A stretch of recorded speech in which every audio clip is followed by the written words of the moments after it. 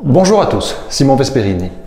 On le sait, les temps changent, les temps ont changé et on est dans une nouvelle donne. On le sait également, ceux qui survivent sont ceux qui s'adaptent et qui s'adaptent le plus vite sont ceux qui s'en tireront le mieux. Dans le contexte actuel, avec les limites qui nous sont imposées par les normes sanitaires, que ce soit en termes de contact et également en termes de déplacement d'une région à une autre, de distance de déplacement, plus que jamais, les visites virtuelles sont quelque chose d'actualité. Bien faites et sous le bon angle, elles sont plus que jamais l'outil décisif pour vendre de l'immobilier. Dans cette vidéo, on va aborder les différentes options qui se présentent en termes de visites virtuelles, ce que je conseille, ce que je déconseille, ce que je préfère et ce que je n'aime pas du tout.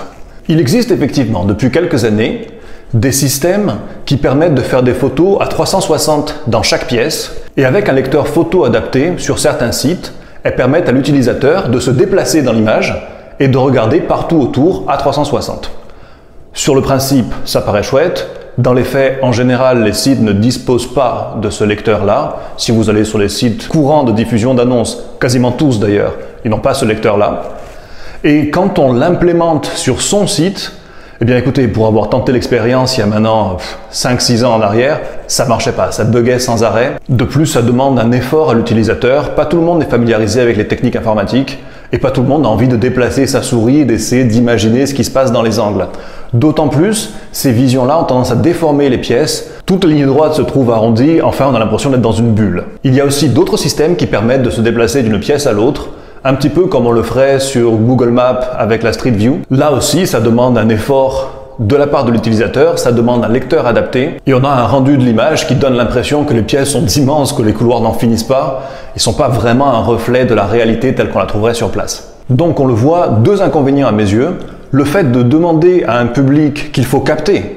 Il faut capter le potentiel acquéreur, il ne faut pas lui demander des efforts pour qu'il soit capté. Il faut que la chose soit directement disponible sans qu'il ait besoin de trifouiller dedans. D'autre part, on a une vision déformée des pièces, on a l'impression qu'elles sont plus grandes qu'elles ne le sont en réalité. Vous me direz, c'est bien, oui, mais amener des gens sur une première visite pour qu'ils soient déçus du résultat, vous dire « Ah ben on imaginait que c'était plus grand que ça » ou « On imaginait que c'était mieux que ça ». C'est pas non plus idéal. Et c'est ce que l'on retrouve aujourd'hui avec les casques type réalité virtuelle. Alors déjà, il faut être équipé d'un casque. Pas tout le monde a un casque chez lui. Si on doit amener les gens jusqu'à l'agence pour leur faire mettre un casque de réalité virtuelle, d'autant plus s'il y en a en face de soi des gens d'un certain âge ou simplement des gens qui ne veulent pas porter un casque. J'ai pas envie de porter un casque. Vous comprenez mes réticences à l'égard de ce type de procédé. Ce que je conseille personnellement, c'est simplement la réalisation d'un petit film, un court-métrage. Un court-métrage a l'avantage de jouer sur la fibre émotionnelle. On n'a pas d'effort à fournir, on regarde une vidéo, si elle est bien montée, si elle est bien accompagnée, si le choix de la musique est bon, il y a un sentiment d'immersion dans la vidéo. Et on est totalement passif. On regarde, sur n'importe quel support ça fonctionne, on peut intégrer des vidéos sur n'importe quel site internet, on peut dans ses annonces mettre un lien vers sa vidéo en ligne sur YouTube par exemple, et sans que l'utilisateur n'ait aucun effort à fournir, avec l'utilisation de caméras, de stabilisateurs, de drones, on peut avoir vraiment une vision d'ensemble de toute la propriété sous tous ses angles, en faire réellement une visite guidée. C'est-à-dire que par exemple une propriété bord de l'eau, eh bien on arrive par la mer, on survole, ça nous permet de réellement nous rendre compte de l'emplacement de la propriété, et ensuite on rentre par l'entrée normale, on suit les pièces les unes après les autres, il n'y a pas de difficulté de compréhension pour celui qui visionne. Pour ma part, je me suis équipé, j'étais pas du tout sensible à la vidéo à la base, c'est quelque chose qui était pour moi tout à fait abscon. Et puis je me suis équipé, je me suis formé, je remercie d'ailleurs tous les gens qui m'ont apporté leurs conseils. Je remercie mon formateur qui m'a permis bien de développer petit à petit un œil. Et aujourd'hui, il est vrai que j'ai plus de temps libre en pratique dans le sens où mes collaborateurs sont plus souvent sur le terrain que moi. Quand j'interviens, je peux trimballer tout mon matériel et faire toutes les vidéos par moi-même. Et faire voler un drone, c'est aussi quelque chose de très ludique. Par le passé, je choisissais systématiquement de laisser la tâche à des professionnels de la vidéo et de l'image. Il m'arrive toujours de faire appel à mes amis photographes pour certaines propriétés. Néanmoins, je trouve qu'un agent immobilier, une fois qu'il a défini sa stratégie marketing, et en particulier pas en faire autant, hein, c'est pas l'apanage des professionnels, du moment que vous apprenez à le faire, vous le ferez bien. Ça me permet, si vous voulez, de présenter la maison, le bien, l'appartement, peu importe, réellement sous l'angle que j'ai choisi, l'angle qui selon moi le met le plus en valeur. Et un professionnel de la vidéo n'est pas forcément un professionnel de la vente et du marketing. Voilà pourquoi j'ai choisi, dans la majorité des cas, de prendre cette tâche-là à ma charge. Donc, propriétaire d'un bien immobilier, n'hésitez pas à réaliser, à faire réaliser, à demander, si vous avez un agent immobilier, qu'il réalise chez vous une visite virtuelle. Je conseille la vidéo, je conseille le drone, je conseille en tout cas le fait que les gens puissent avoir une idée la plus précise possible de votre bien avant de se déplacer. Aujourd'hui, les normes sanitaires font qu'on n'a pas envie que n'importe qui vienne tousser chez soi, et je le comprends tout à fait. Les gens ont du mal à se déplacer de région à région, ça change tous les jours, mais à ce stade, c'est encore compliqué. Donc, les gens réellement ne peuvent pas toujours visiter les biens qui les intéressent, et au-delà, ceci est applicable en général, dans tous les cas. Pour moi, une visite sur site ne sert qu'à confirmer une intention d'achat. C'est-à-dire que l'acquéreur potentiel est totalement informé, il a les tenants, les aboutissants, les bons et les mauvais côtés, il sait tout. Il a visionné, il sait exactement ce qu'il va trouver sur place, on a déjà évoqué le budget, et sa décision est prise. Simplement, eh bien, il tient à se rendre compte sur place pour ressentir l'ambiance du lieu, ressentir est-ce qu'il se sent à sa place ou non dans cet habitat-là. Mais pour moi, une visite sur site n'est que la confirmation d'une intention d'achat prise en amont. Aux professionnels, cette fois-ci, je ne comprends pas certains d'entre vous, d'entre eux, qui incitent les gens à la visite. Les gens cherchent un T4 en centre-ville et ils ont un T3 dans une ville limitrophe. Et on va tenter de les amener à visiter le T3, sachant très bien que c'est pas ce qu'ils veulent un T4, et pas sur la même zone.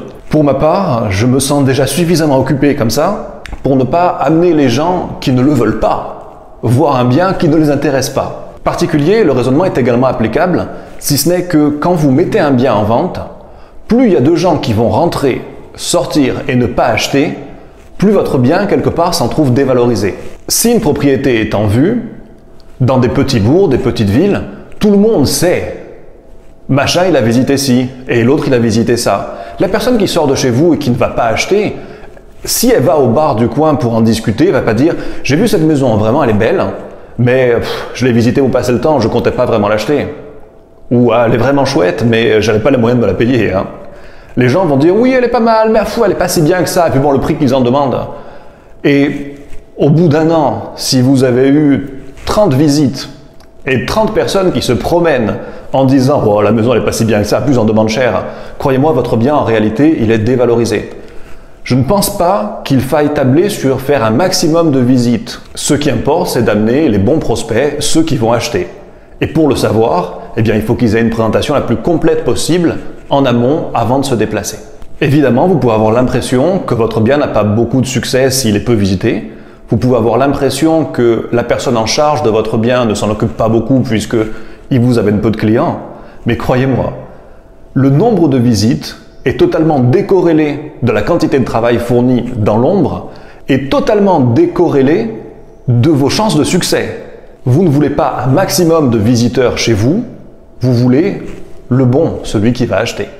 Et encore une fois, je le répète, la seule façon de filtrer ça, c'est en donnant un maximum d'éléments en amont. Et ça peut aller de pair avec une confidentialité. On peut très bien, sur des sites de diffusion, mettre peu de photos, un texte descriptif, mais qui pour autant ne donne pas l'emplacement du bien.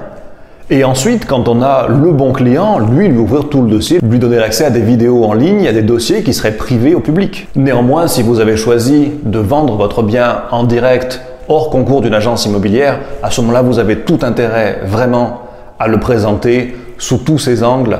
Et quand vous répondez au téléphone, que les gens vous appellent pour des renseignements, vous n'avez pas besoin de vous étaler longtemps en explications, vous les envoyez vers vos vidéos. Dans notre cas, et au vu des circonstances exceptionnelles, on a choisi d'offrir à tous nos clients vendeurs la réalisation de ce court-métrage. Et ce, tant que dureront les perturbations dues à la crise du Covid-19. Donc aujourd'hui, vous l'aurez compris, c'est une arme décisive plus que jamais pour vendre votre bien. Si vous commercialisez à travers le concours d'une agence immobilière, demandez-lui de le faire réaliser. Si vous vendez par vous-même, engagez les services d'un professionnel pour qu'il le fasse à votre place. Il y a partout des gens super talentueux qui font de la vidéo et qui le font très bien, souvent à des tarifs abordables. Vous aurez un réel retour sur investissement. Sur ce, je vous remercie de votre visionnage. Si cette vidéo vous a apporté quelque chose, eh bien, laissez-y un pouce vers le haut. Abonnez-vous à ma chaîne parce que ça fait plaisir et parce que vous ne raterez pas des vidéos, j'en poste 2 par semaine. N'oubliez pas non plus de vous inscrire à mes contacts privés. Le lien est directement sous la vidéo. Ça vous permettra de recevoir des conseils de ce type, mais plus spécifiques encore puisque je récompense mes fidèles. Bonne continuation. Merci, au revoir.